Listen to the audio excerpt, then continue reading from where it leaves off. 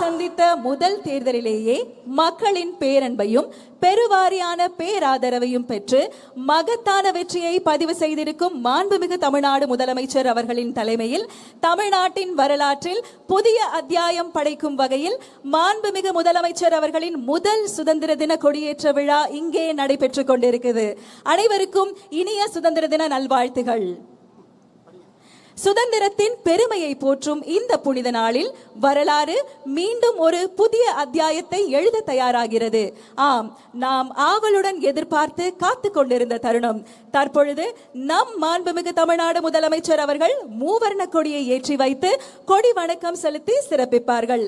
காவல்துறை கூட்டுக்குழல் இசைக்குழுவினரால் நாட்டுப்பண் இசைக்கப்படும். அனைவரும் எழுந்து நிற்குமாறு பணிவன்புடன் கேட்டுக்கொள்கிறோம். May we kindly request all our dignitaries to rise for the national anthem.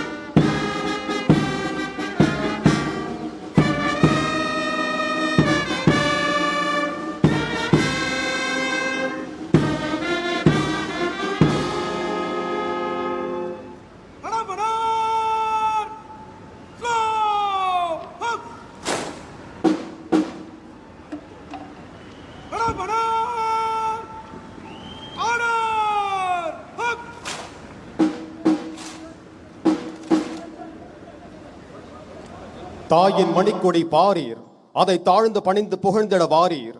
பாரதியாரின் இந்த பாடல் நம் தேசிய கொடியை தாயின் மணிக்கொடியாக போற்றி அதன் கீழ் நாம் அனைவரும் ஒன்றுபட்டு நிற்க வேண்டும் என்ற தேசப்பற்றையும் பெருமிதத்தையும் இத்தருணத்தில் எடுத்துரைக்கிறது.